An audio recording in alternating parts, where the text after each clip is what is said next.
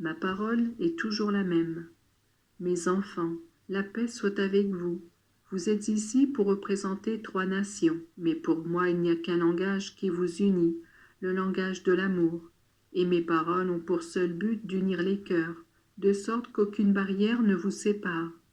Ma parole doit donc être comme une semence qui tombe dans une bonne terre et qui rapporte 30, 60 ou 100 pour un. Faites connaître ma parole qui est toujours identique.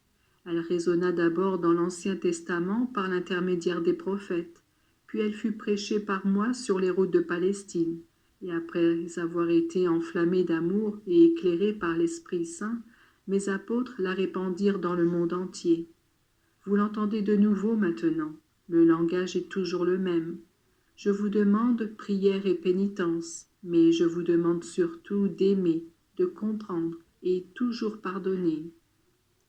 Si vous aimez le Seigneur, vous devez vous aimer aussi entre vous. Je suis Jésus, votre Maître. Je vous promets que si vous m'écoutez, je vous accorderai les plus belles grâces. Surtout, j'aiderai chacun de vous à accomplir sa mission selon la volonté de Dieu, et vous aurez la paix du cœur. À tous les jeunes et anciens, l'invitation à faire du bien partout, sans respect humain, sans crainte, uniquement pour la gloire de Dieu. Servez le Seigneur. Mes enfants si chers à mon cœur, la paix soit avec vous. Je suis au milieu de vous pour vous dire qu'encore et toujours, j'appelle mes enfants pour qu'ils reviennent à la maison paternelle, qu'ils reviennent à mon cœur, et je veux le faire en vous rappelant la parole du patron qui sort à toutes les heures pour appeler les ouvriers à sa vigne. Moi, j'appelle tous les hommes afin qu'ils me prouvent leur amour par une vie chrétienne exemplaire, dans l'observance de ma loi, et qu'ils apprennent à porter la croix, qui est l'emblème du chrétien, avec la patience et la joie que je donne à qui veut me suivre.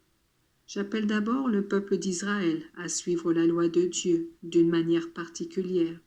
Puis, lorsque dans la plénitude des temps, je revêtis la nature humaine et devins comme l'un de vous, j'appelais de façon plus évidente encore tous les hommes. À tous, je promets la récompense éternelle, le paradis. J'appelle encore mes enfants en me servant parfois d'instruments simples et inaptes, et même aussi de certains d'entre vous. Si la santé est une grâce, la maladie peut être un rappel. Si le travail est providence, le chômage peut être un appel. Je me sers de tout. Une déception amoureuse peut être un moyen de vous attirer à moi, et des fiançailles peuvent servir à faire retrouver la foi.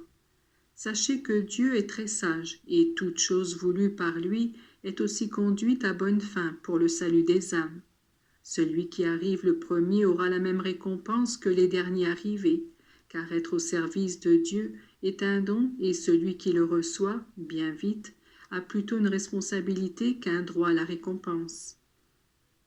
Le plus important, c'est de répondre à l'appel en se faisant un devoir de me suivre.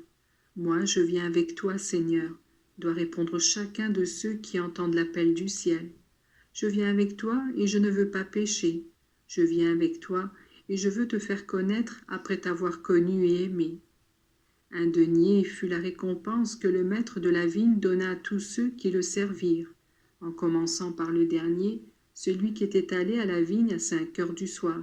Mais si vous voulez me croire, m'aimer et me servir, à vous je donnerai le centuple en cette vie et dans l'autre.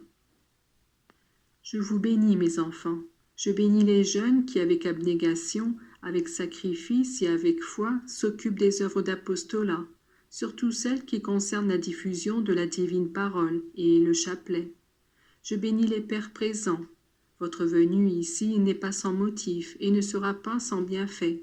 Vous aurez un changement dans votre vie et vous bénirez Dieu qui vous a conduit ici. À tous et à chacun une promesse et un don.